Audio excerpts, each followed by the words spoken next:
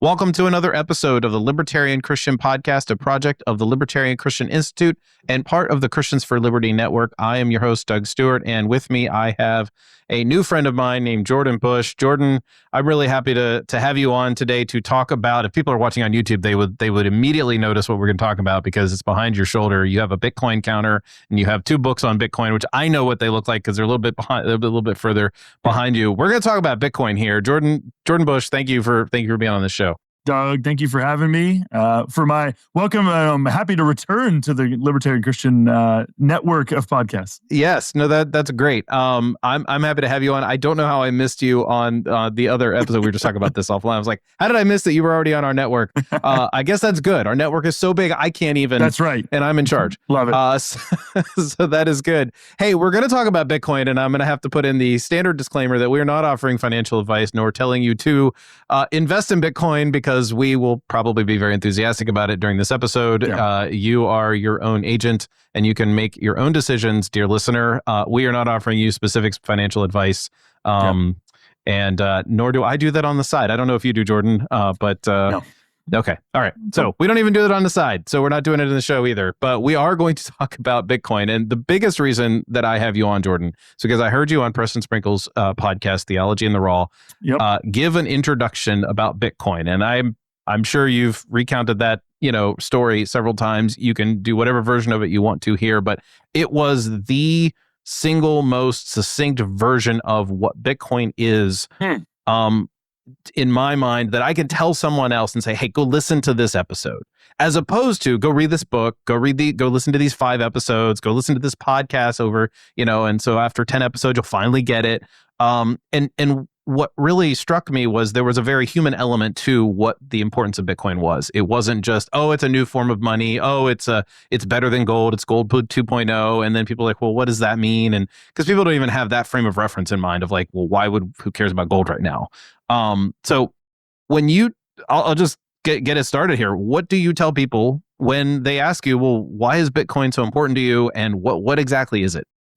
Yeah. One of the things that I find is that basically there's something that Jesus said that's really helpful when I talk to people about Bitcoin. And it's those who are well have no need of a physician, but those who are sick. And so you may be like, what in the world? But like what Jesus was talking about is basically like, if you think you're well, then like you're not going to be looking for a doctor. Whereas somebody who understands that they're sick and understands that something is wrong, physically in their case, with their body, they're going to be quick to look for someone to help them, and they're going to be receptive to somebody to advice from somebody who's in a position as a doctor or something along those lines. And so for Americans, jumping right in, Americans have had since the end of World War II the extraordinary privilege of having the world reserve currency of the world. And so this is called the exorbitant privilege. It was called that by someone in the aftermath of World War II, to be the only people who can legally print out of thin air the world reserve currency. And so that privilege has afforded America a ton of blessings and conveniences that are not afforded to people all over the world. And so when a lot of Americans hear about Bitcoin for the first time, while still using what is by far the best currency in the world, the most stable currency around the world, it's and they hear about a new currency, they're kind of tempted to just immediately think, well, it seems like our currency is going along, working pretty well as it is. Maybe there's some little hiccups here along the way, but it's still, there's not a lot of urgency to go and abandon it in favor of something else. And so I think for a lot of people, they're basically prejudiced. I say that in the most loving sense, prejudiced Sure. by virtue of their situation, the situation they find themselves in. The other thing that doesn't help is that at a popular level, we do not talk about at all what money is.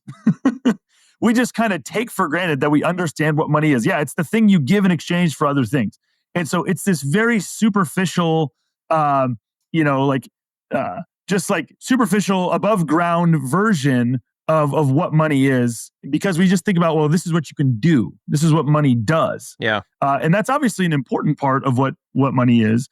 But there is, just like there is, and I would compare it to religion or the Christian faith. Like obviously Christianity produces certain things in our lives. It ought to produce certain outcomes in our generosity, lives lived in a certain way.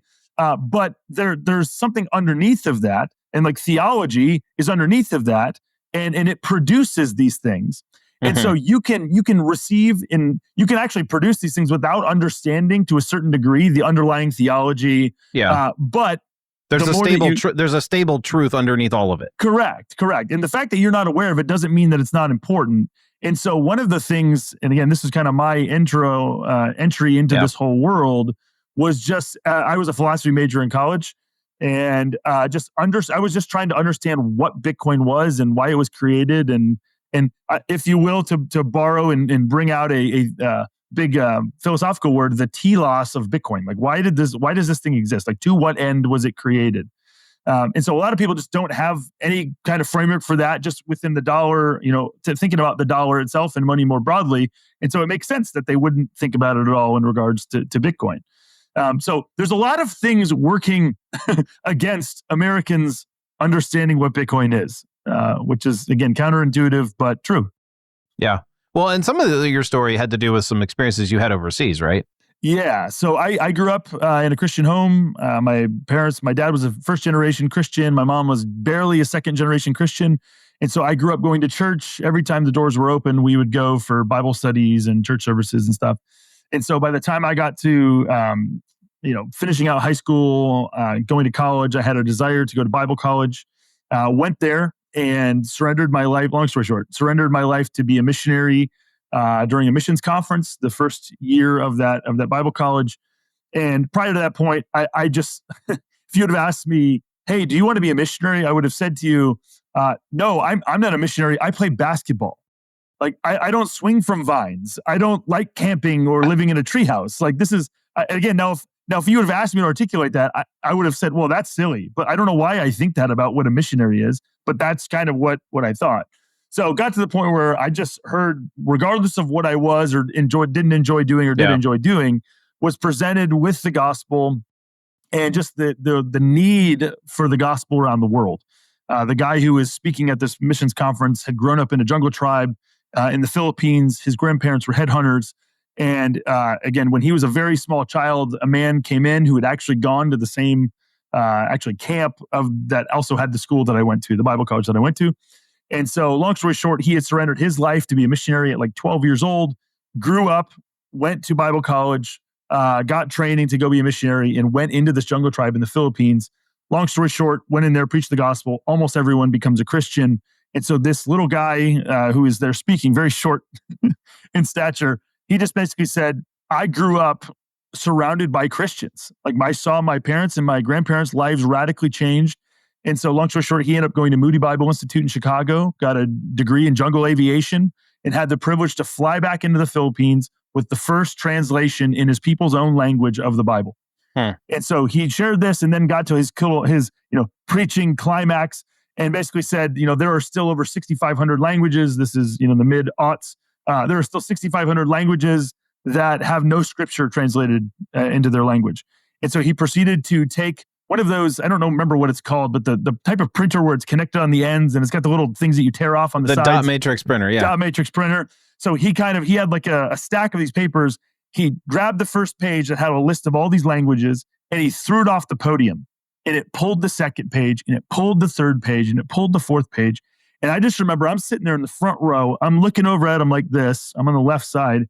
And I'm just staring at this and I'm watching and just knowing that I was an absolute wretch in high school. As a kid, couldn't give, a care in the world, that I had so much access to the scriptures, just wanted to live for myself. And so as I'm watching this and thinking about this reality, I just remember thinking to myself, like, Lord, if that's true, then please let me be a missionary. I don't know if I'm a missionary or not, but like, if that's the reality, then please let me be a missionary. So long story short, the Lord was also working in my wife's heart. We weren't dating at that point. But a few years later, we were at the same school and then we're friends for a while, ended up starting to date and getting married. And we knew that both of us wanted to be missionaries. So about a year removed from college, we started talking to a missions organization. Long story short, got accepted by them and started raising support to move to Montevideo, Uruguay. The Lord has a sense of humor. And so rather than going to an actual jungle, he sent us to an urban jungle one of the most secular countries in the Western Hemisphere. And so we moved there. And when we got there, we were expecting to be the Tim Kellers of Montevideo, Uruguay. This very godless utopia. And we were going to come in there and be very winsome and share the gospel in very non-offensive ways. And so then we were surprised to find that half of our church members within a very short period of time were Venezuelan immigrants. And so a lot of these Venezuelan immigrants, these were people who were doctors, economists, normal, and then a bunch of people who just had normal jobs, who in some cases were making $100,000 a year in Venezuela, one of the wealthiest countries, again, in South America. Their gas, the price of their gas, even during as the currency was being hyperinflated, their gas was still about 2 cents a gallon. Just incredible resources that they have. And so this is all going on, and despite their riches, despite all these things, their political authorities, in order to get elected, continued to promise more and more free stuff. And the way that they funded this free stuff, because they didn't have access to the world reserve currency like the United States was, or did, to print their own currency, which is the Bolivar. They continued to print more and more of it until after several years of this, the currency became worthless to the point where large quantities of these currency units were being thrown in dumpsters or repurposed for arts and crafts things and all kinds of other things.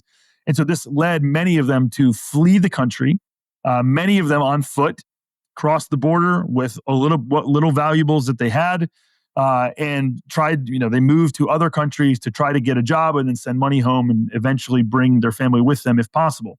And so as we were sitting there, we just saw firsthand the consequences of monetary debasement and currency devaluation and hyperinflation, all these things happening in real time in ways that were much less theoretical and much less human, as you mentioned.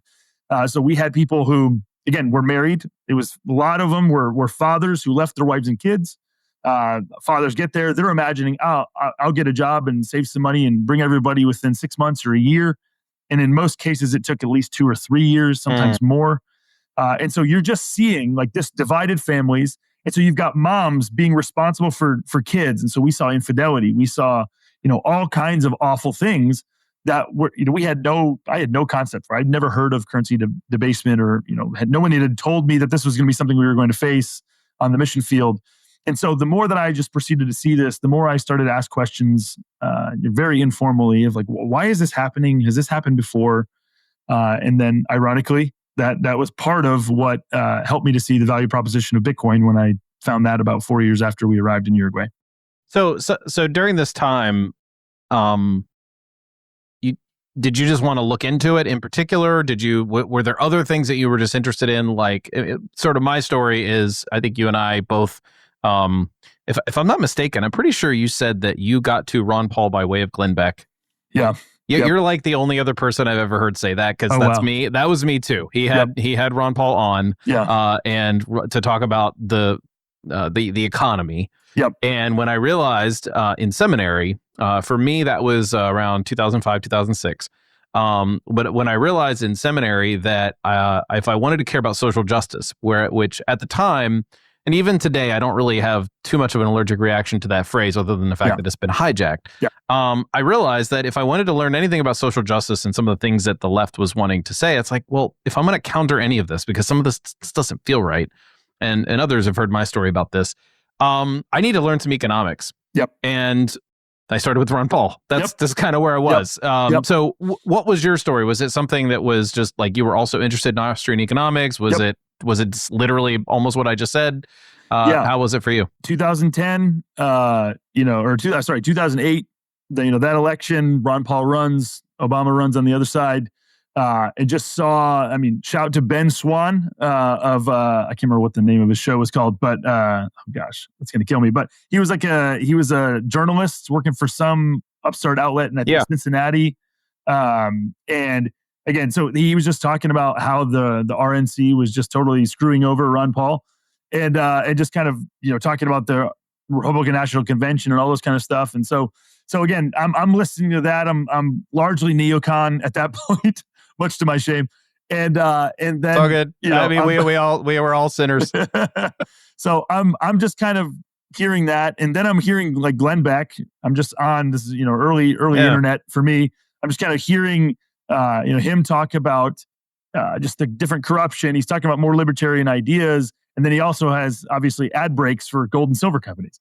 So again, the things that he was talking about resonated enough, Sure. and just as he's talking about corruption, it resonated enough where there was some trust transfer, and so he was just talking about the importance of owning silver and gold, and just something the government couldn't create more of, and just like he just was talking about the importance of it, and so I again resonated, thought, okay, yeah, I should do that.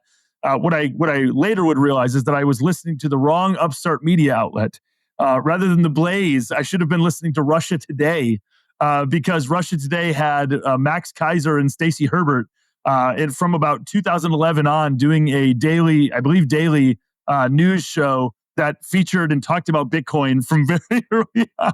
Wow. So I ended up in, I believe, 2011 or 12.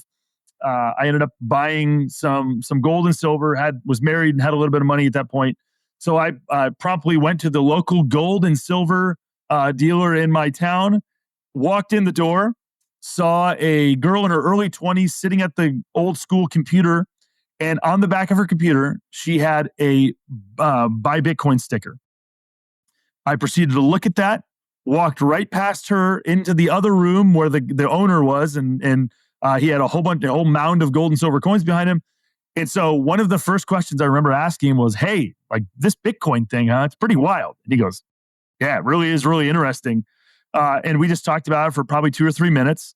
And then I did the responsible thing of just completely ignoring that and then going and unloading about $2,500 on, I believe, silver coins, largely maple leafs, I think at that time. So that was, I have the distinction of buying the top of the silver market at that point.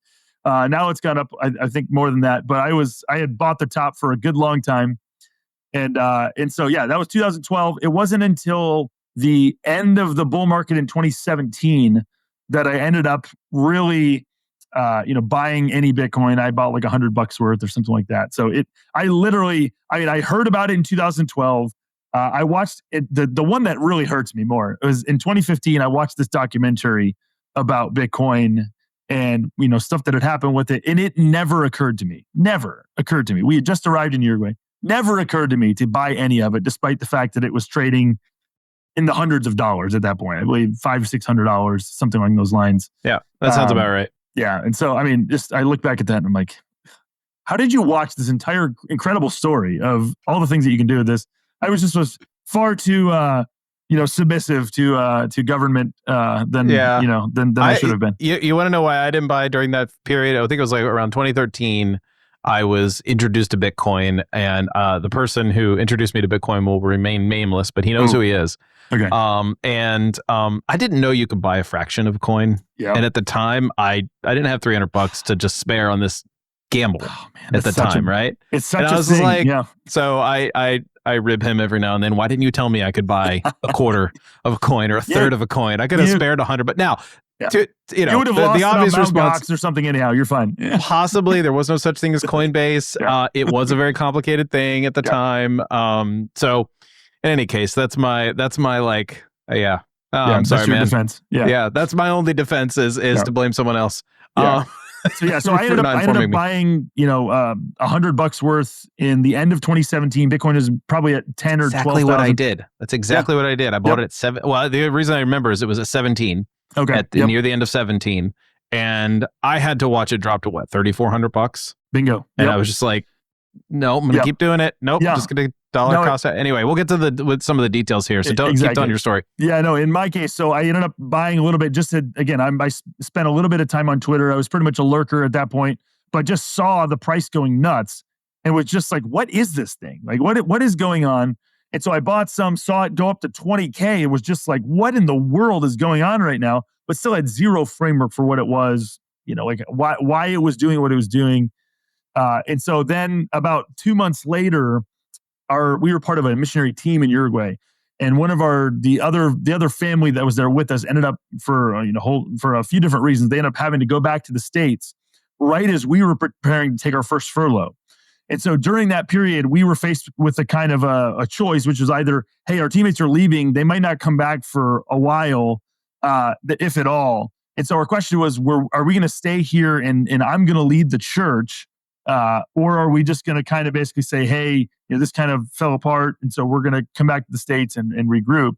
And we're at a point we had about 40 people in the church, and just said, hey, we'll stay here and we'll just see how it goes, and just entrust it to the Lord.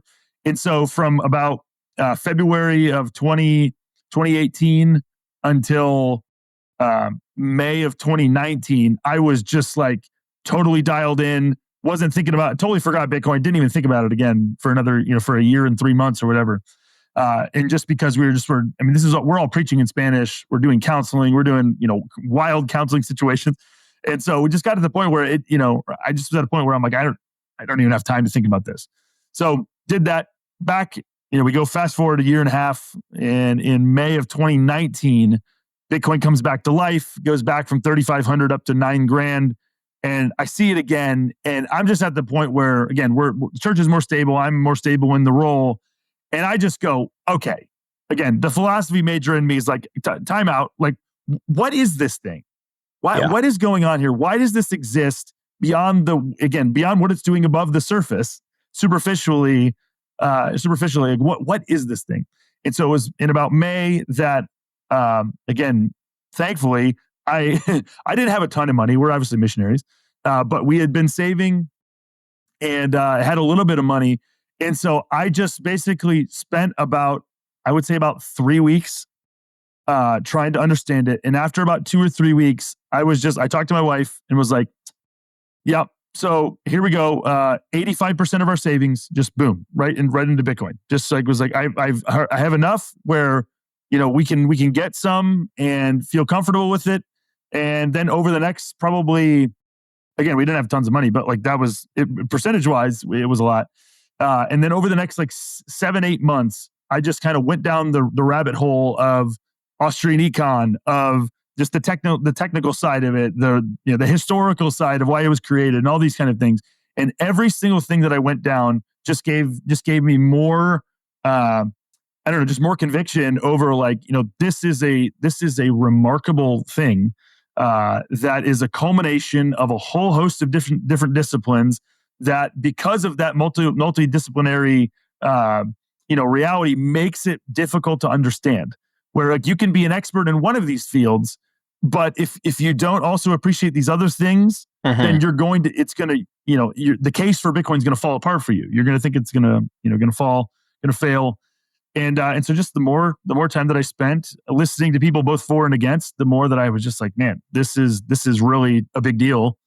And were there any strongholds like that were sort of the last to give out? Like the becoming a libertarian. For a lot of people, I'm not claiming you're a libertarian. You can call it yourself that if you want, but like a lot of people are like, oh, the last thing was the war machine, or the last thing was the Fed, or the Fed's usually pretty early, but there's always that like last stronghold of like, oh, okay, finally, I'll let that one go. Were there any for you that stand out in your memory?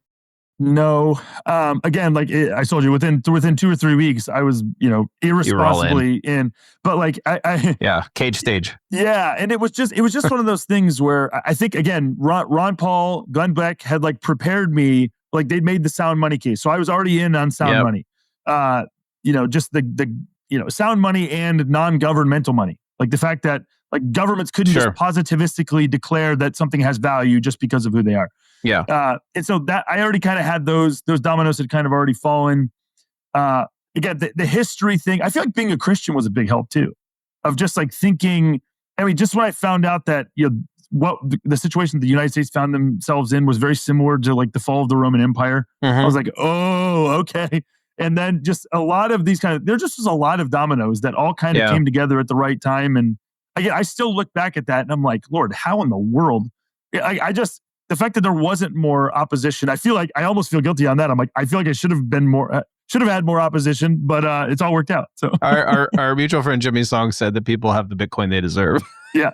when I talked to him about it, he says it kind of tongue in cheek, but like I honestly, again, it's one of these things where like the fact Jesus uses the phrase "by chance" at one point in one of the Gospels, it's just like, I don't want to quibble over words. At the same time, I do think, the reality is that anything we have is a gift. There's no such thing as, getting the Bitcoin you deserve at the most, most truthful level. But Well, I think his whole point is that you get what you deserve in the same way that Ron Paul says that people get the elected officials they deserve. Correct. Yes. It's like, oh, they asked for it, kind of thing, or didn't ask for it, as the case may be. Absolutely. One of the things that I think a lot of people don't connect is, how is Bitcoin sound money? Yeah. When people discuss with you on Facebook, because you and I are Facebook friends, Yep. I can see them saying, well, I don't understand this whole Bitcoin thing as an investment. That phrase is being used a lot, and I talked to, our family's financial advisor, and, they're just kind of like, well, Bitcoin sounds like fun, but, we have these strategies. And so they don't see it as sound money. And I think a lot of people initially think of that as not sound money because it's not a natural resource that is scarce, just like gold or silver or other precious metals. Yep. It was created somehow. Maybe dive into a little bit of that on anybody's stronghold of like the idea of sound money. Yeah, it really is a hard thing because, again, the thing that I find more and more is that people have like half thought out objections. And the same thing happens with Christianity. People have like half thought objections where, they have this thing they've heard culturally, or it's kind of been in the back of their mind. They might never have vocalized it and then really like heard themselves try to defend it. But like, yeah, one of these things of like Bitcoin not being sound money. I mean, sound money is kind of like colloquial, or like, just a way of saying, hey, there's a finite number of this thing. There's a finite amount of this. And in Bitcoin's case, it's actually more true than of something like silver and gold, because effectively, the reality is that there's effectively an unlimited amount of silver and gold.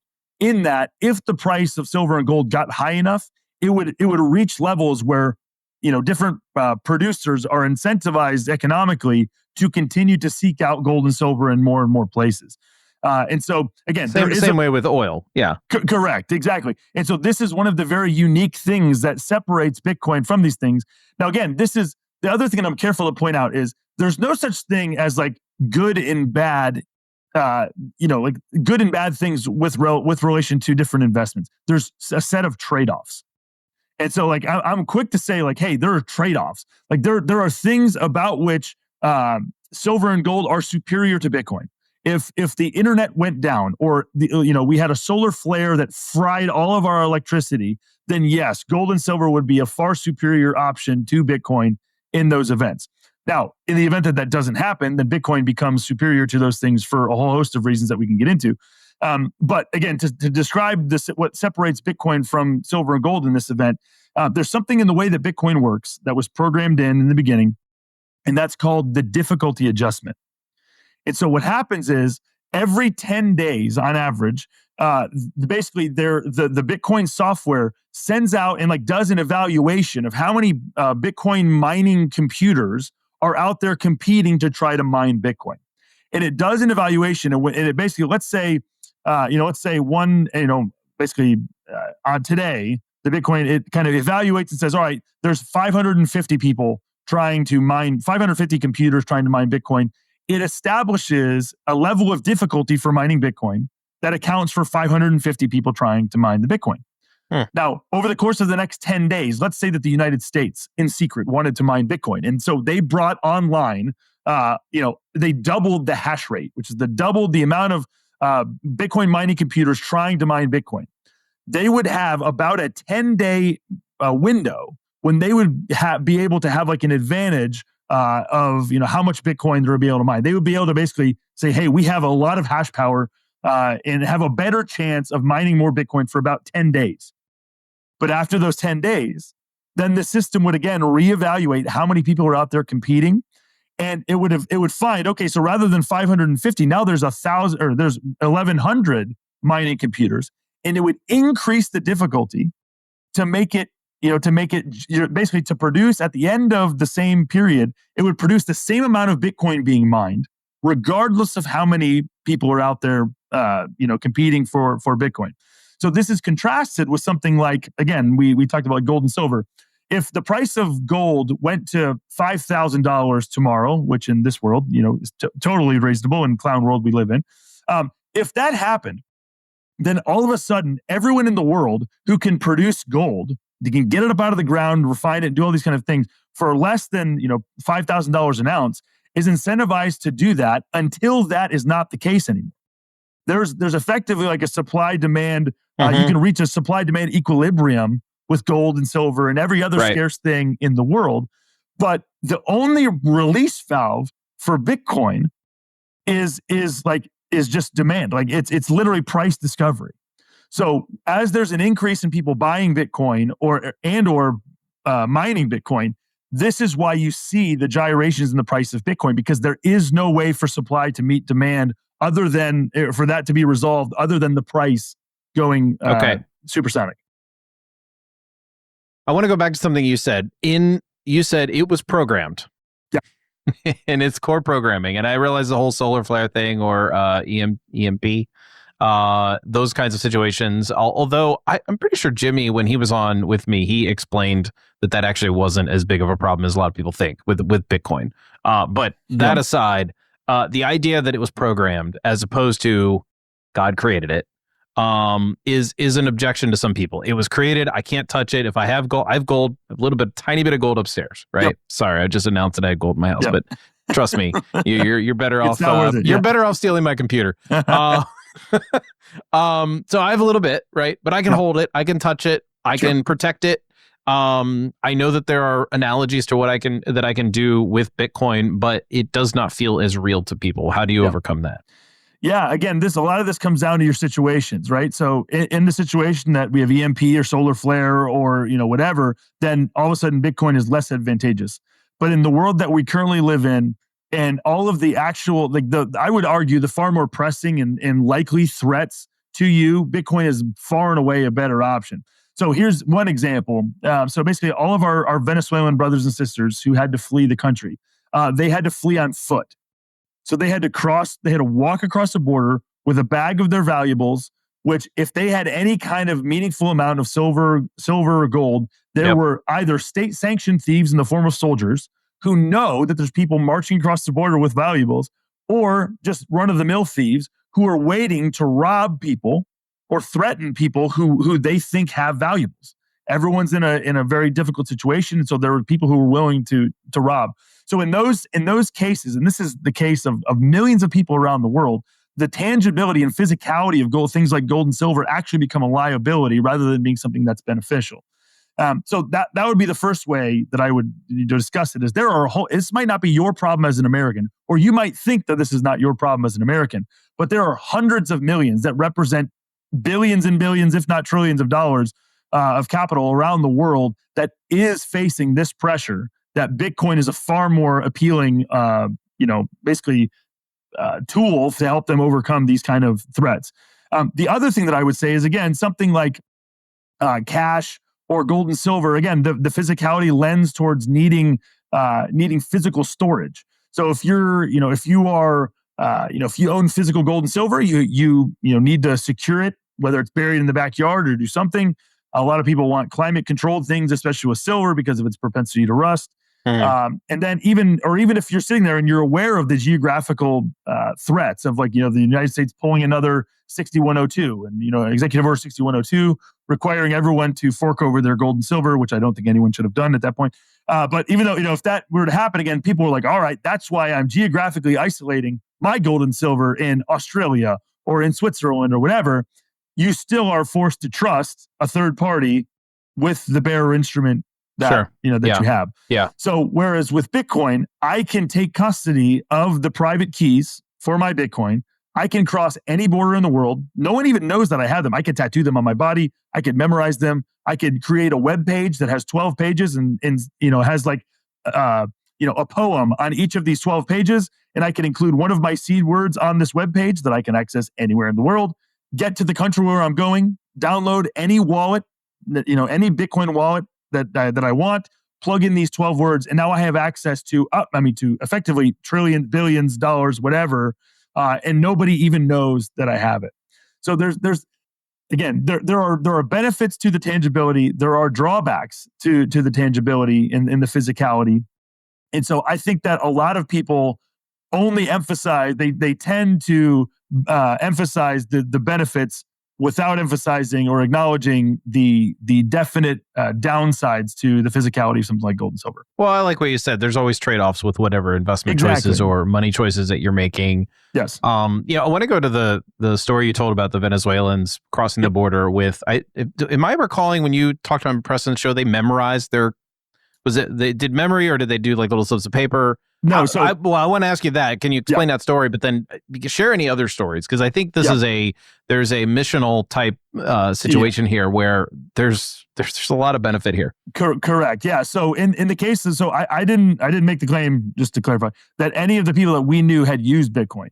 What I'm saying is they had the opportunity to. The technology existed. Okay. They had the ability to, but they, again, because at that point, again, 2014, still almost nobody's using Bitcoin. So again, they could have definitely used it and could still use it to move money back and forth. That's another use case, right? There was a sweet woman in our church. Her name was Sulema. And Sulema, she was a single mom, worked really hard, long hours, made money, and she told us one time that she went to send money home to Venezuela. And so when she told me this, my heart sunk, because I knew what she had done. I asked her, I was like, how did you send that money? And she said, well, I went to Western Union. And so I was like, how much did they charge you? Like, what was the fees? And she said it was about, I think she paid $80 in fees to send $200. And so again, there's a lot of people who, and especially I would say on the more left side of things, who want to raise their fist and rage against the capitalists who are stealing money from, just charging exorbitant fees to move money. And the reality is that Western Union is taking extraordinary risks to operate in places like Venezuela, where they're undergoing crazy hyperinflation, or in the middle of Africa. So they're taking risks to be there and operate a business there. And so they charge accordingly. They price the risk and the fees that they charge. So that's just a reality. So with the case of Bitcoin, the possibility and ease exists for her to basically take all of this money and spend less than 1%, in some cases significantly less than 1%, in fees to send that money not to an office in Venezuela that ends up being a honey hole where members of her family would have to physically enter. Meanwhile, again, there's plenty of thieves there who know that the only reason you come here is to either pay your bills or get money. So thereby putting yourself in danger. Rather than doing that with Bitcoin, you can send it from an app on your phone to an app on their phone. Everyone has cell phones, and nobody's the wiser. Nobody even knows that you have this. And so there's a ton of opportunity and a ton of value, just even on the most humanitarian level, just thinking about Bitcoin in humanitarian terms. But that's not the only case for Bitcoin. There are plenty of missional aspects for Bitcoin. And indeed, in the last few years, as we've been having these conversations with nonprofit organizations around the world, I have been pleasantly surprised to discover that some of the organizations, including very large organizations who are the most open to considering Bitcoin, are missionary organizations. Because they recognize the challenge of moving money around the world. There are many countries, because of U.S. foreign policy, warring all over the world, starting conflicts all over the world, where the SWIFT system, the U.S. banking system, it doesn't work.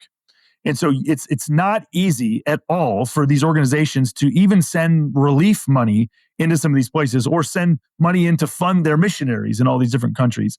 And so there are a number of people that we know, I will not mention countries, all over the world, who their organizations recognize that we don't have access to the SWIFT system.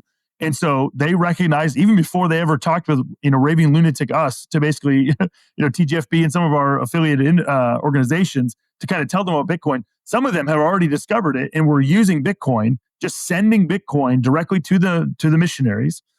They would then receive the Bitcoin and find in some of the worst cases, there are like Telegram or Signal groups full of people who are also trying to escape hyperinflation, and who at any given time are looking to either buy or sell Bitcoin for the local currency. And so the missions organization sends him Bitcoin. He then goes into this peer-to-peer marketplace that's informal. They go and find each other and exchange Bitcoin for the local currency, and Bob's your uncle. Then they go and do whatever they need to do. And so there is a greater and greater, more and more common as Bitcoin becomes, more common and more understood, and all of these things happen. That is just going to increase. And there's just, it's much more difficult for governments to track down all of these things because it's peer-to-peer, it's open source software. There's just, anyone can create their own wallet trivially easily. Yeah. It's very easy to do. Hey everyone, it's Doug from LCI. As you may know, the team at Podsworth Media has worked with us for a long time, producing our content for most of the Christians for Liberty network. A big part of that over the past couple of years has been using the Podsworth app to make our audio sound clean, level, and professional, even when the raw recordings were super sketchy, like this one you're listening to right now. Believe it or not, this recording was that bad before I ran it through the Podsworth app, and you can hear the full before and after demo yourself at podsworth.com. The app recently got a huge update, and it's now better than ever. So good, in fact, that it can take almost any atrocious voice recording and make it sound great. Here's how it works. It removes background noise, cuts down on plosives, fixes clipping when your gain is too high, removes clicks and pops, reduces reverb, improves tone, and levels out the dialogue so that you don't get any crazy volume jumps. Everybody hates that in a podcast. Using it is super simple. You just go to podsworth.com and click Get Started, drag and drop the audio files, open them right up from your phone's browser, customize your settings however you want, but honestly, the default works great for most settings. And here's a really cool thing. If you enter code LCI50, you'll get 50% off your first order. No account needed, just your email and payment. You'll get a download link in your inbox with cleaned up files. It's perfect for podcasts, YouTube videos, sermons, audiobooks, you name it. If your recording sounds rough, the Podsworth app can make it not only sound listenable, but professional. And remember, when you use code LCI50, you get half off your first order, and you'll also be supporting the work here at LCI.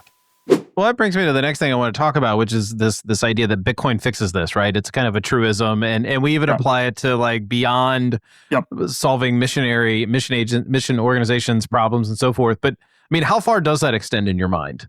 Because there's a lot of things that, like, Norman Horn, who's founder of LCI, and he and I talk about this. There's this, we just throw out that word. Well, Bitcoin fixes this, and we even talk about it in almost moral terms. Where do you go with that?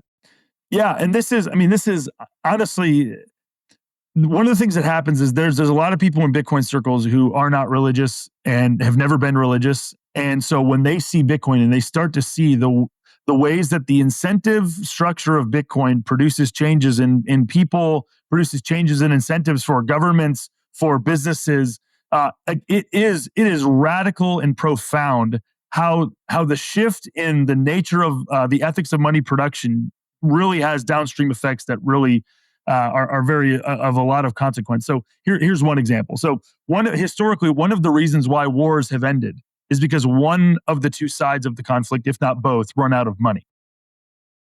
If money is scarce, if people are using gold or silver as currency, as money, one of these sides will eventually run out of money because the conflict gets too expensive to continue to buy food and supply their men with weapons and whatever.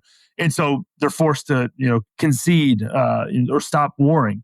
And for the last 120 years, you've seen the bloodiest century in human history because it's been the century of central banking, where you've effectively enabled, deficit spending and enabled all kinds of other things because of, the money isn't scarce anymore. Yeah, right. And so, so this is one consequence where if we return to scarce money, which is inevitable because you can't taper a Ponzi, all of these, fiat currencies are going to fail eventually. And so, there's an incentive to return and to be the first one to do it. One of the first ones to do it, to return to scarce currency. As that happens, you're going to see governments forced to be far less passive aggressive in the funding of wars. I say passive aggressive because there's only two ways for governments to operate. Governments aren't productive, and so they have to take money from their citizens. They can either be upfront about that and not passive aggressive by raising taxes and just basically telling their people, hey, we really think that we should do this as a country, and so we need you guys to fork over the money to enable us to do it.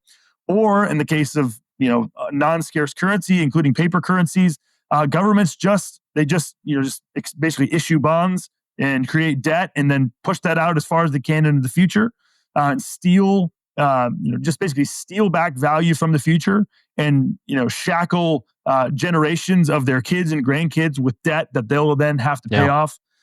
From a moral front, I say this all the time. The Proverbs are clear that a godly man leaves an inheritance to his children's children. If we are leaving trillions of dollars worth of debt to our children's children, what does that say about us? It says that we're very unrighteous men, and like an unrighteous people of very unclean lips. And so again, there's 100 reasons why these things matter. But how do you? I mean, you can reveal what you want here, but I want to ask how you use it personally. Are you dollar cost averaging? Do you just throw in money? I mean, that's kind of what I'm doing. And then I want to kind of get your thoughts. I realize we're not going to give advice here, but I just want to kind of get your thoughts on a few things, which are things like using Bitcoin to donate, as opposed to waiting, hodling, and then donating actual fiat currency. What circumstances? How do you personally live in a way that, you talk about these things, but like, I don't know, I'm just kind of curious. Yep. Yeah, I appreciate that. Thank you. Nice try, Fed. Just kidding. I don't know why I didn't see that coming. This is the Libertarian Podcast. I should have, this should never have Episode 1. So no, what I would say is, so the first thing that I would push back on is there are people who make the argument. They basically, there's like a schism within the Bitcoin, a number of different schisms within Bitcoin, just basically believers. There's some who basically, and there's a schism in Bitcoin a number of years ago where there were the big blockers. These are people who prioritize the money as a medium of exchange. They prioritize that and say, this is really the most important property of money. It's as a medium of exchange. And so we want to spend our Bitcoin, and we ought to structure the underlying and make decisions about the underlying way that Bitcoin works to account for the fact that we want as many people as possible to use Bitcoin as a medium of exchange. There's another contingent of people within the Bitcoin world who basically see the value of Bitcoin as medium of exchange. They see this as an important thing, but they basically see it as a logical extension of Bitcoin as a store of value. And so it's not to minimize the importance. It's saying that there's an order of operations in which these things ought to flow, and that they do flow naturally. And so in the case of, and those are the small blockers. And so basically they prioritize Bitcoin being decentralized above basically everything else. And so whereas you can make bigger blocks, but you sacrifice the ability for normal people to run an entire full node, which is basically a list of a ledger entry of all of the transactions. It takes up more space if you run bigger Bitcoin blocks. And so there was a discussion, and so the small blockers ended up winning against all odds, because a lot of the bigger entities, the mining companies, a lot of the Coinbase, a lot of these big companies in the space, they all actually wanted to move to big blocks. The small blockers were these little guys, just individuals, and so they ended up winning out. And they kind of, their vision for what Bitcoin was designed to be, won out. And so, but still, this idea persists. Even in people who aren't into Bitcoin, they think, well, Bitcoin can't really be that valuable yet because I can't go use it to buy coffee or something along those lines. And so I mentioned this on Preston's podcast and basically said that I've been trying to figure out how to articulate the problem with this line of thinking. And the most profitable way and the most helpful thing that the way that explain it that makes the most sense to me is to think about money in terms of people. Because if I were to say to you, Doug, are babies people? What would you say? Of course. Yeah. Now, why are they people? Because they bear the image of God. Like as a Christian, you would say they bear the image of God. They're made in the image of God. So yes, everyone who bears the image of God is a person. Now, at the same time, God has laid out from Genesis throughout the rest of the scriptures, he has defined what it means to be a human. And he lays out what certain responsibilities and a certain telos for humanity. And so again, if we go to, if we look in Genesis, God says, let us make man in our own image. And then he says, let us be fruitful, let them be fruitful and multiply and fill the earth. So there's a sense in which part of what it means to be human is to be fruitful and multiply. Now, Doug, I ask you, are babies able to be fruitful and multiply? Not as babies. Not as babies. Now, does that make them, by virtue of the fact that they can't do something that God designed humans to do, does that mean that they are not humans? No. The answer is obviously no. what that means is that God has also, in addition to having ways, God has means. He's ordained that there's a certain maturity process that happens with people. And so there's elements of what it means to be human that people are unable to enact until they arrive to a certain level of maturity. And so again, then we look at people in their 20s and 30s, or I guess it could be as early as their teens or whatever. You're able to reproduce at that stage, and so you're able to have kids. You're able to more. I don't know if this is the right way to put this, but more fully act out what it means to be human than a baby is. You're no less human. You're still human, but you're able to more maturely and fully obey God and do the things that God has called humans to do. Now, at the same time, there are also people who are older. There's also people who are, in their 60s and 70s. And they have not just, they have arrived at a different part, and they actually image forth God in ways that are even unique to normal young people who can physically reproduce, because they have wisdom. And they have reached a different level of maturity. And in that maturity, ideally, they can embody and image forth God in an even more mature way that isn't available to even younger people who are mature in different senses. And so what we see within people and what it means to be human is that there's a maturity process that is a natural process that happens over time. And I want to argue, and I'm working on a book to this end, that basically the same thing is true of money. There's a natural process that happened by which money is money, becomes money, and then even more fully becomes money. And so we could articulate those in the three uses of money, where money is a store of value, money is a medium of exchange, and then eventually money arrives to the point within a culture where it becomes the unit of account, becomes the thing by which you denominate everything else within society. That is a natural process of occurring. And so the fact that in the case of Bitcoin, Bitcoin is currently, it is a store of value. People are buying it. People are valuing it as a larger market cap than silver as of this week. 2.4 trillion as of the other day to silver's 2.2 trillion. Absolutely astounding. Still does not get old to me. Bitcoin is a store of value right now. Primarily, people are looking to it as a store of value. With that said, every day that goes by, there's more and more people, as they value it, they're willing and they have Bitcoin to give in exchange for other things. And as that process of adoption happens, more and more people are willing to receive Bitcoin as a medium of exchange.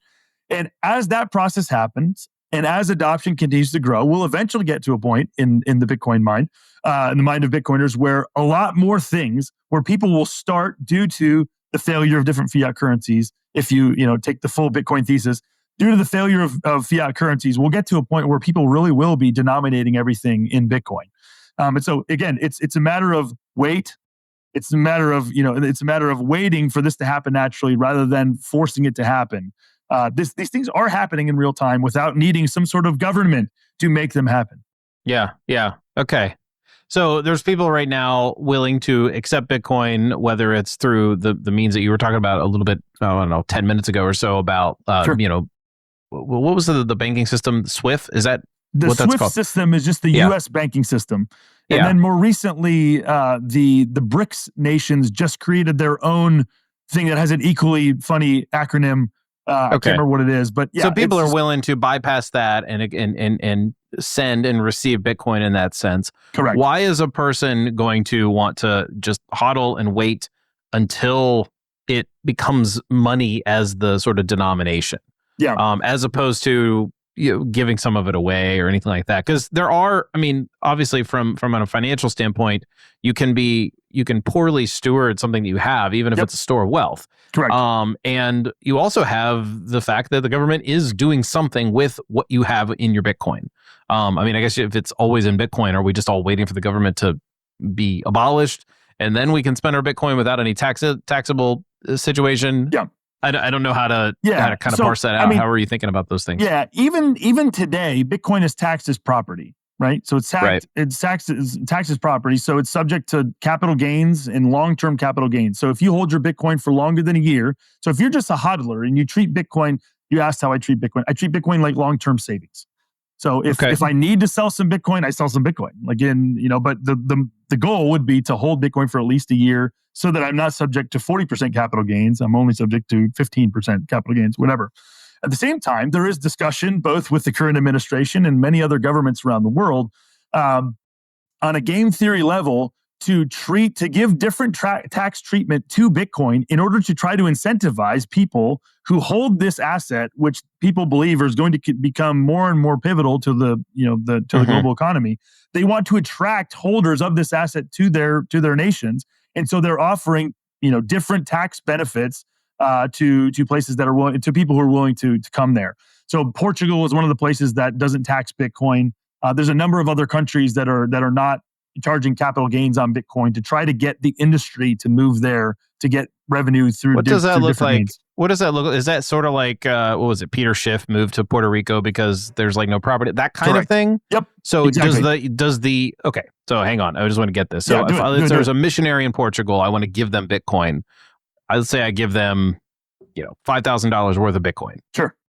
What is that implication for me, and what is that implication for them? Yep. So you can, depending how you give it, like you can still get a tax deductible receipt for Bitcoin, and you can give Bitcoin, and they can receive it as Bitcoin. All of the legal and it's legally and not physically, but possible to do these transactions for them to receive Bitcoin and hold it and do whatever they want to. So from that standpoint, there's nothing. On the part of the missionary, they're not paying any, if they receive, even if you just send it to them directly, they're only responsible to pay taxes once they want to sell that Bitcoin and convert it to local currency. And they're only charged based on the amount that Bitcoin has increased in value. It's not like they're having to pay taxes on the actual amount that you send. So if it goes to 5,500, they pay taxes on the 500. Correct. Exactly. Okay. Exactly. And so that's even just in the present environment. And like I said, and again, sorry, that's not true of Portugal. In Portugal, that's not the case. But even in the countries where Bitcoin is, you're forced to pay capital gains on it. Again, you're still only forced to pay on that, whatever the difference is between the receiving. The the increased value. No, I understand that. Okay, I see.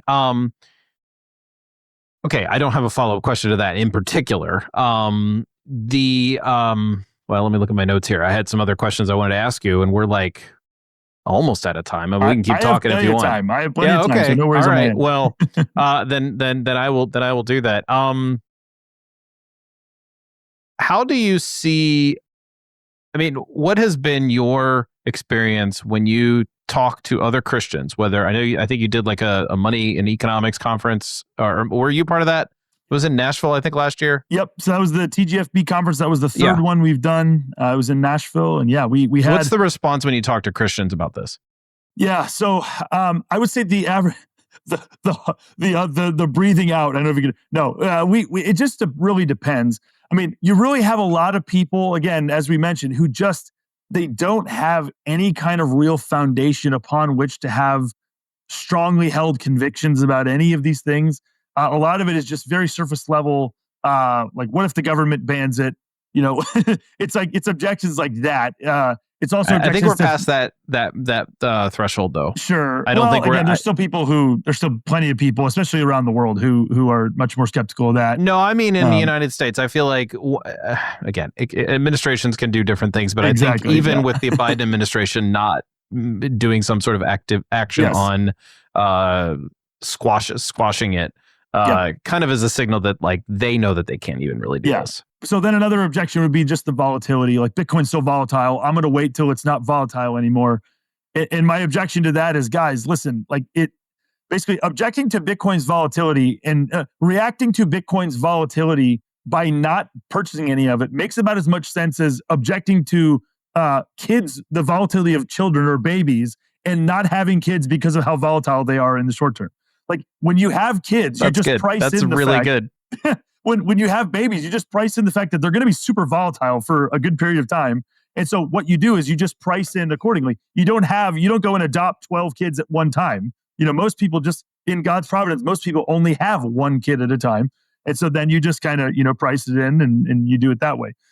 So again, there's a bunch of other objections, but I would say the average person, I mean, the situation now, it just breaks my heart in a lot of ways, because in the last 4 years that I've been, or last 5 years that I've been talking to people about Bitcoin and trying to get people to buy Bitcoin as non-wide-eyed and insanely screaming at people as I can. I don't want to do that.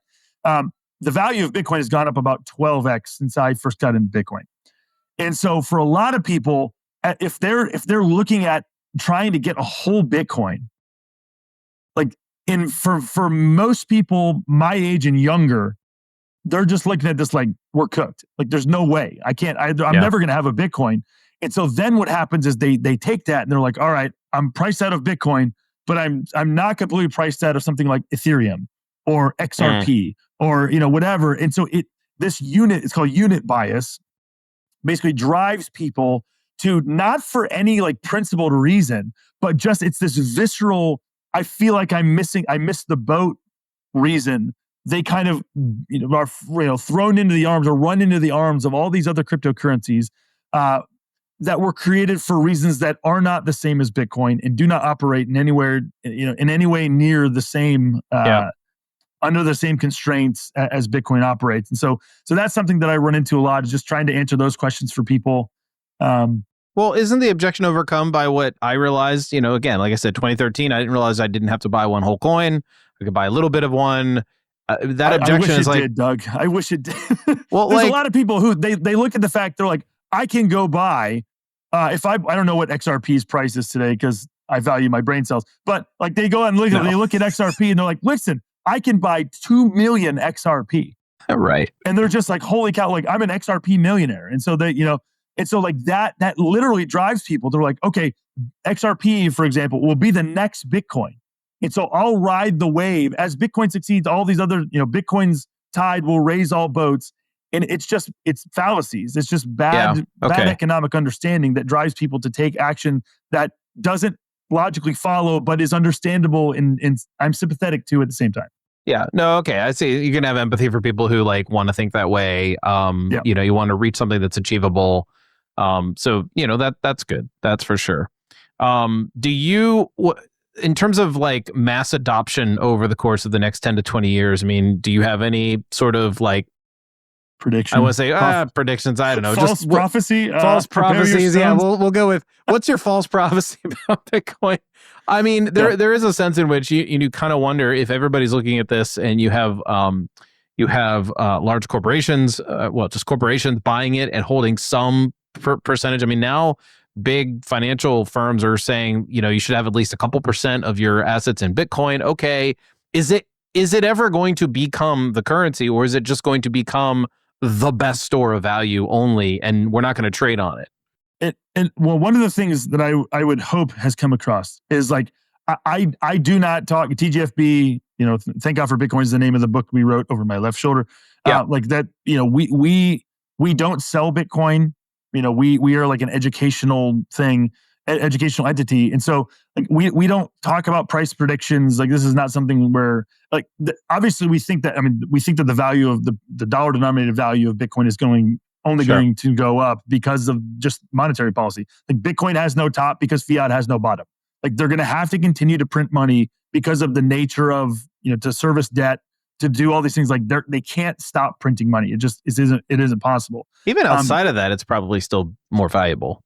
Yeah. Like that doesn't have to be your reason why, because I don't think anybody listening to this show has some glimmer of hope that's going to change. But even if it did change, it's still worth it. Yes. And so this is where, again, some of this comes back to like when I talk to people, I'm actually like frustratingly philosophy majory, which is, again, I think there's lots of ethical. I think one of the most underappreciated and understudied topics in the world today, in terms of how consequential it is on our everyday lives, is something called the ethics of money production. Like all of us recognize that there's ethical questions and concerns about what you do with your money. So if I were to go out and take my hard-earned money and then blow it on prostitutes and cocaine, like everyone would recognize, ooh, this is immoral. Like what you're doing is immoral.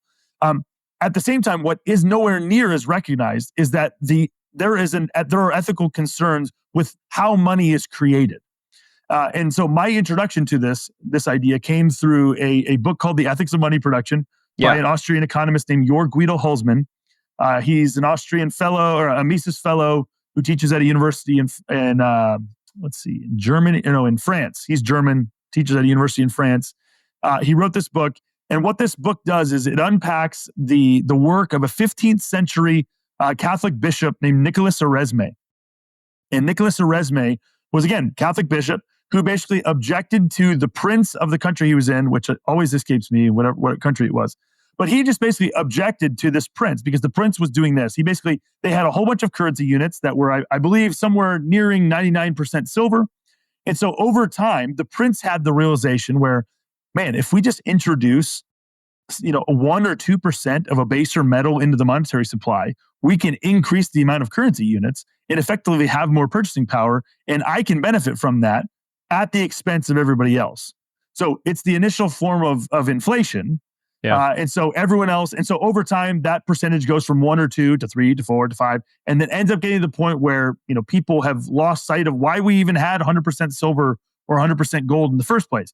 And so as this is happening, Nicholas Oresme makes a public spectacle and just basically denounces the prince and says to him, "Hey, you're violating this obscure Old Testament passage, namely the 8th commandment, sir. You're stealing."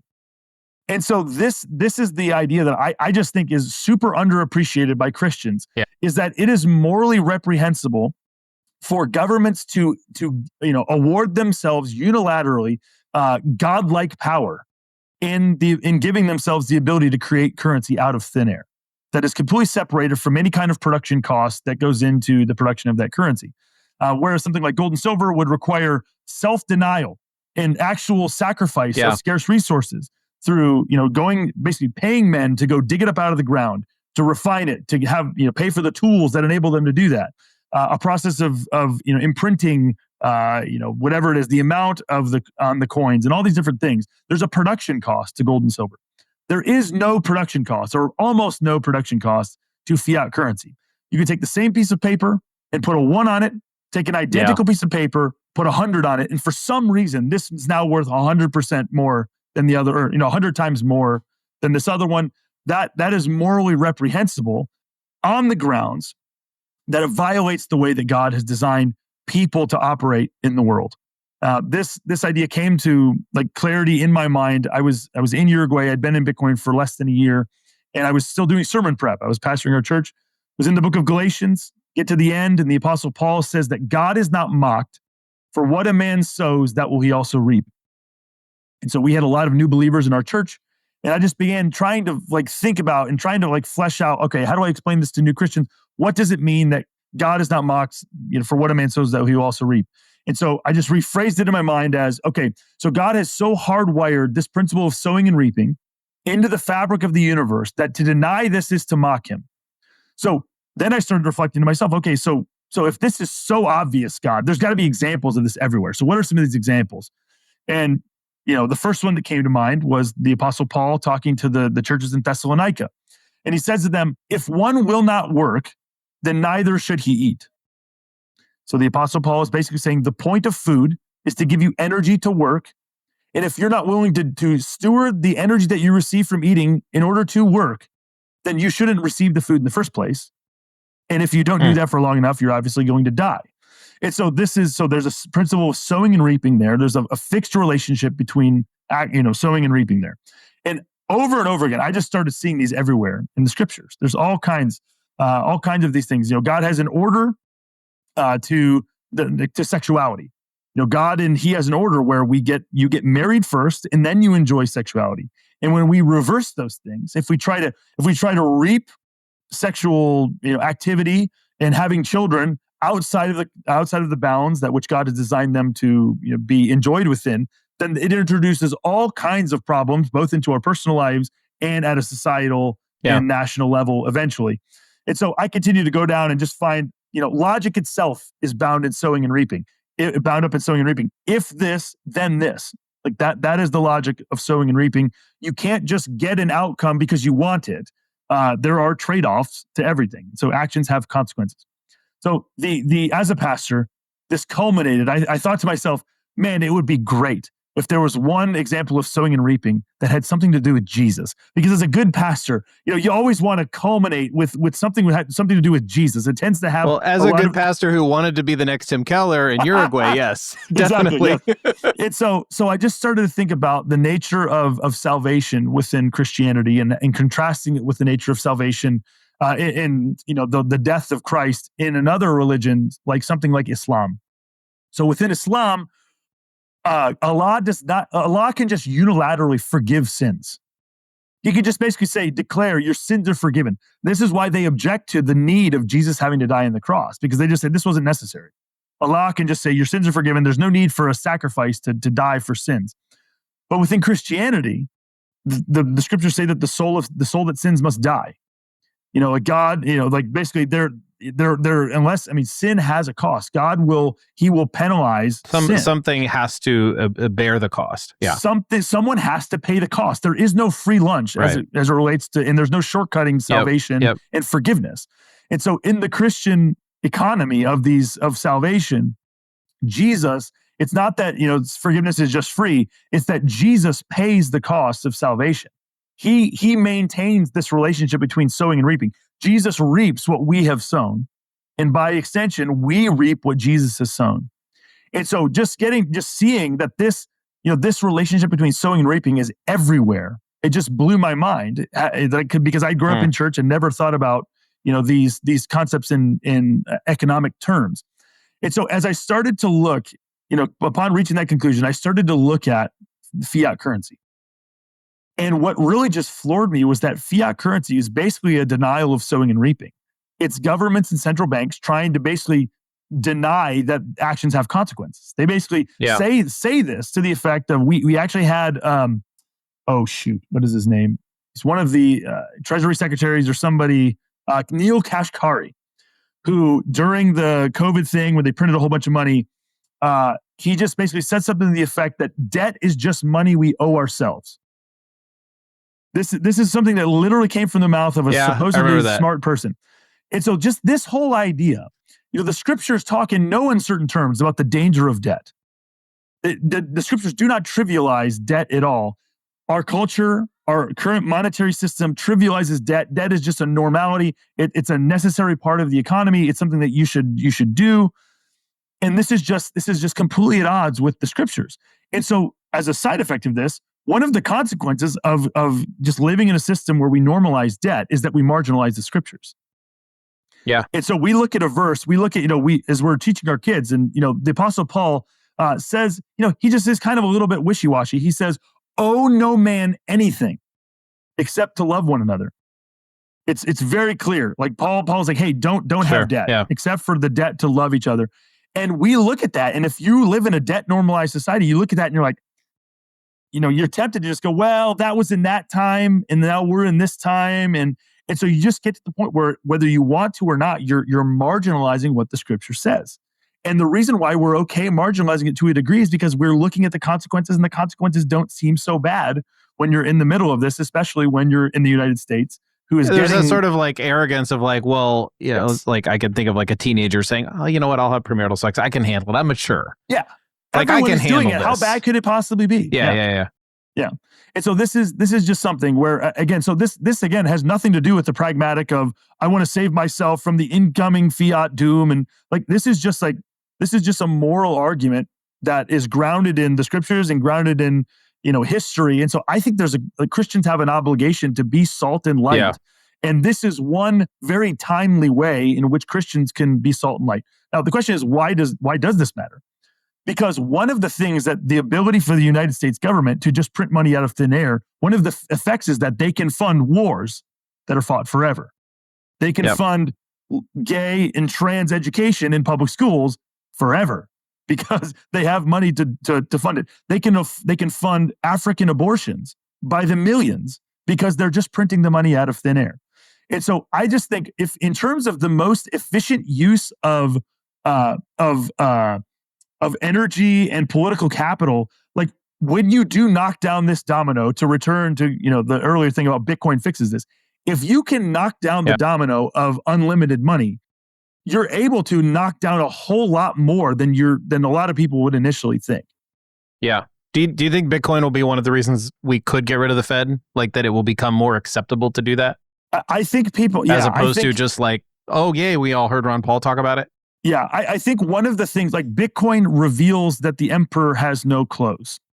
Like that's one of the things where it just realized, like when you just think about the fact in our modern secular utopia that our current monetary policy is determined every few weeks by effectively a monetary priest coming out to a podium and announcing what the cost of capital will be. Like it's unhinged. Yeah. It's so wild when you think about that. And so I think that especially as the consequences of this policy, of these Fed policies come to their, as they start to wane and people start to see the real consequence of them, I think the pushback is going to be swift from a lot of people. And so, so I'm hopeful. Again, I'm not like some sort of utopianist where I think Bitcoin is going to fix everything. I do not think that. I think there's one entity that's going to fix everything, and he is a person, and he is the potentate who we will worship for all of eternity, which is why I would not identify as a libertarian, because we're going to be worshiping in a benevolent dictatorship for all. Oh man, we're gonna have to have a conversation about this. Well, I'll leave that hanging. Maybe we'll record a bonus or something after this. I don't know. So I'll leave that hanging because I want to talk. Do you remember Dwight Peterson? I do. Was he okay? If I'm Dwight not was mistaken, my basketball coach. Okay, so I was. I'm pretty sure it was him. He was preaching on the same passage in Galatians at Bible college. You and I turned out we have a Glenn Beck to Ron Paul connection. We both are now orphans of the same college that never made it past last year. You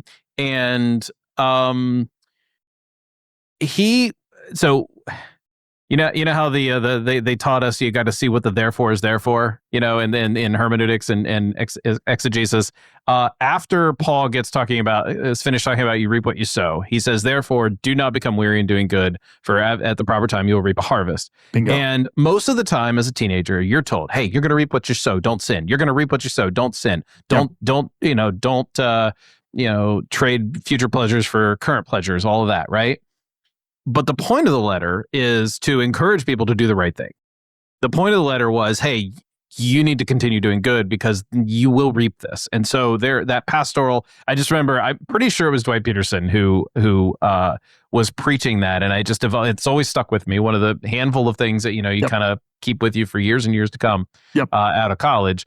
Because most of us don't remember most of it, but you do remember some of those seminal moments. And I remember thinking, okay, if I'm ever discouraged about doing what's right and doing what's good, that I should not become weary in doing that good, whatever that is. And that's not that is not a third degrees away from telling everybody to hodl here. I'm just saying that the principle that you're talking about, you brought up that I make the connection. 100%, and I agree. And I think one of the things that has happened to the American church is like there is such a doomerism within the American church. It's like we just expect everything to get worse and worse and worse and worse and worse and worse, and like we just expect that there's just unceasing periods where everything just gets awful. And it's just like, man, I'm not saying everything's going to be great at any given point. I'm not saying everything's going to be great, but there has been periods throughout Christian history, church history, where there is extraordinary like fruitfulness on the gospel front and extraordinary like revealing of the impotence of ungodly authorities. And so like I look at Bitcoin again, not to like be dramatic, but like I just look at it as like it's just been for me like this reminder could be there even apart from this, but like it's just one reminder that these governments and central banks want to present this unified front of this seriousness and like competence and power. Yeah. And in reality, like it's a clown show. Like it is, they're literally making it up as they go along in ways, doing whatever is most convenient for them over any like short-term time horizon. And so again, I would like, there's a verse, it's Psalm 2. And it basically says, the kings of the earth set themselves against the Lord and against his anointed. And they want to like basically break his chains and throw them off them. So it's basically this idea of like God has made a world where he's restraining them and they want to break off these shackles that are restraining them so that they can do whatever they want to. Yeah. And so again, like when I look at Bitcoin, It's just way too funny. That's why to I me. am a libertarian, Jordan. Exactly. Yes. And so it's way too funny to me that just if you just objectively look at the situation, you have governments around the world. Their ultimate form of strength is their currency. And as all of these national currencies around the world are all starting to fail, the one currency that's starting to ascend is the one that none of them control. It's the one that none of them came up with. It's the one that none of them get credit for. And it's this one that's just, again, free market chosen. Every libertarian said amen. Like free market chosen. Nobody is forced to use Bitcoin. Everyone is just, I say this all the time. What's his name? Bukele. Nayib Bukele, the president of El Salvador, ruined a perfectly good illustration of mine, which as a former pastor is unforgivable. But he basically said, until El Salvador made Bitcoin legal tender, every single Bitcoin transaction that had ever taken place was completely voluntary. It was completely voluntary. And so when God calls us to love one another, he wants us to voluntarily choose to love each other. He wants us to voluntarily love each other. And he wants this love to express itself in all sorts of ways. And so within Bitcoin, like people are choosing it, not because someone's putting a gun to their head and making them choose it. They're choosing it because it's providing something that these existing currencies and existing other things are not providing them. And so they're being served by Bitcoin, even in a limited capacity. And so it's communicating something, far bigger and more important than just the monetary reality that it's communicating.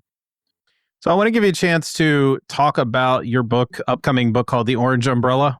Yeah. Would you like to share? I'm sorry I haven't been able to sort of just, deftly weave it into our conversation, but I do want people to know about that because I know it's an important project. I am a horrible marketer. I'm like, I would much rather talk about, just like missions and like other things that are affecting people's lives. And so at the same time, we do have a number of books that we've written. So over I guess it's left on this side, we have Thank God for Bitcoin is the orange book. We wrote that book right at the end of 2021, had the extraordinary privilege of experiencing every Protestant's dream, which is that in God's providence, the book came out the same week as a book by the Pope. And our book was outselling the Pope in the first couple of weeks. And so we said, take that, Bishop of Rome. Where are you at? So Luther rejoiced. And over my other shoulder, earlier this year, we published this book called The Gospel According to Bitcoin, which is just basically saying it's nothing. We don't believe Bitcoin is, some sort of utopian vision or whatever. Yeah. But basically, where Thank God for Bitcoin is written to basically help explain the moral case for Bitcoin and just what money is more broadly. That's what it's designed to do to a Christian audience. This book is designed to explain the value of Christianity and the value of the gospel and explain the gospel to a largely Bitcoin audience. So if you thought a book for Christians about Bitcoin was niche, boy, do we have an even more niche book for you over here. Nice. Which basically, uses and looks at money more broadly and Bitcoin in particular as a parable that, there's a reason why Jesus chose money as a parable a lot. There's a whole bunch of ways in which money relates to our life. Yeah. And there's a whole bunch of ways in which Bitcoin does the same thing. So we wrote that book for that reason. But then the book, as you mentioned, that I'm getting ready to release is called, it's our first kids book called The Orange Umbrella. It's designed to, again, just tell the story of money at a very high level in a humorous and rhyming way. I wrote the text, and then I have a buddy who's worked in the entertainment industry and worked in Hollywood and a bunch of stuff for his whole career. Worked on one TV show that I would imagine a lot of your audience has heard. It was his very first job. He worked on the first 2 seasons of a show called Rick and Morty. Have you ever heard of that show? I will confess, I've never seen this show. I've heard that there's not great things about it, but he did work on the first 2 seasons of it. Yeah, so he's worked in that industry. He knows what that looks like. And so we ended up writing this kid's book. And the Cliff Notes version of it is basically there's an island where it never rains. It rained one time a long time ago. And when it did, it was so bad that all the people who were on the island just basically said, hey, we need to come up with an umbrella. We need to create umbrellas. And so they started coming up with ideas and just trying to figure out what the umbrella should be made of, what should it look like. And so over time, as they were discussing, they just disagreed. They disagreed on what the ideal umbrella should look like. And so they end up, rather than working together, they all kind of splintered off, and each of them made their own umbrellas. And so you have one guy made a green umbrella. And so the green umbrella is the largest and the lightest umbrella of any of them. It's the easiest to carry around, and it's great. And then there's a golden umbrella. And so the golden umbrella is the first one that was made, and it's heavy, and that's gives it strength and all these other things. And then there's an umbrella that's actually a house. This woman made an umbrella that looks like a house. And then there's a guy. My favorite one is there's a guy who during the first storm hit his head and doesn't remember that the storm happened. And so he's like a conspiracy theory. He thinks that rain is just a giant conspiracy theory. It never actually happened. And so all of these people wasting their time building umbrellas is just a giant psyop. And so all of this is happening. They're making their umbrellas. And then meanwhile, there's our heroines. There's two little kids whose parents died during the storm. And so they're just kind of been left on their own because the derelict adults in their lives are too busy arguing and making their own umbrellas as vanity projects. And so the story is basically, every day they go up and down this mountain. They get to the bottom one day, they're there, and all of a sudden, walking up the beach towards them comes a guy holding an orange umbrella. And so then just basically the orange umbrella man announces that there's going to be a storm coming that's worse than any storm they've ever seen. None of them are ready for it. And so he's got an orange umbrella. He's happy to give it to him. And so then the rest of the story is just what happens when the storm comes, and all of the umbrellas are put to the test, what happens.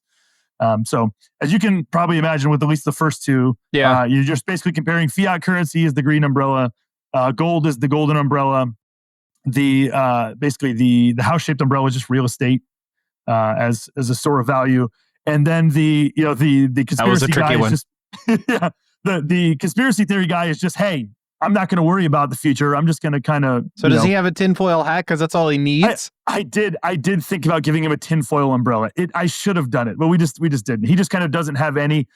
He just basically thinks that he's like, if it rains, then I'll be able to swim. I'll be able to survive it, and he's putting his confidence in himself. Yeah. So that's kind of the story. No, that's great. Yeah. So. So the goal is to get it published by the end of the week or end of the year. End of the week, great. Yeah, no, not the end of the week. End of the year, and the whole thing. It was actually illustrated by a friend of ours, illustrated by an American by hand, written by Americans using no ChatGPT, no anything. The whole thing rhymes.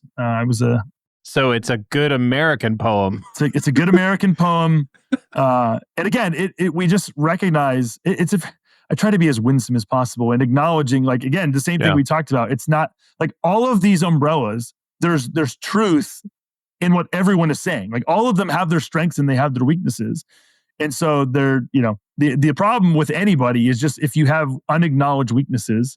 And so we just, the story is just kind of what happens when everything comes to a head. And again, I basically say, if you're a Christian,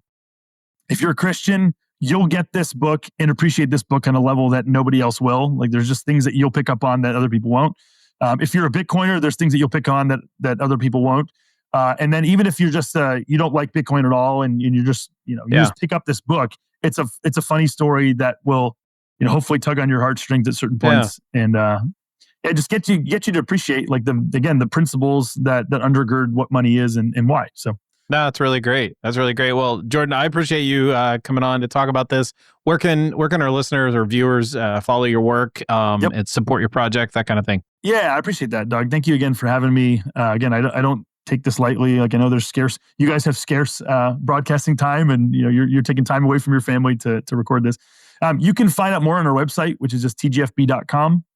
We're actually getting ready to undergo an overhaul, so I'm very anxious for that because we've got like some like buggy codes and stuff. But you can do that, and then on top of that, we have the Thank God for Bitcoin podcast, which is we just record podcasts talking about both Bitcoin in particular, and then interviewing people in the Bitcoin space, talking about again Bitcoin adjacent things as well. So we've done a bunch of podcasts about that, and then I'm trying to think beyond that. Yeah, you can go find the books on Amazon, anywhere books are sold. You can do that. And then again, we're going to be doing a conference it's either going to be Dallas or Fort Worth in April of this coming year. Okay. And so again, if you're in the area or just interested in these topics at all, then you're welcome to come there. And so tickets will be available within the next month, they should be up. Yeah. Excellent. So, okay. Yeah. And then Twitter. I guess Twitter's the place where you can find me the easiest. So at JM Bush Writes on Twitter. Awesome. Excellent. Well, I appreciate you joining us for this, and hopefully we'll have you back, and we'll keep talking about your little ticker behind you over, I guess, your right shoulder. Yep. Will be even higher, maybe 7 digits. I don't know. We'll see. Yeah, hopefully I don't know about 7 digits within the next year, but things are getting nuts on a whole bunch of levels. So it wouldn't surprise me if things were crazier later this year. But yeah, we'll find out. Yep. All right, Doug. Thank you, man. Thank you.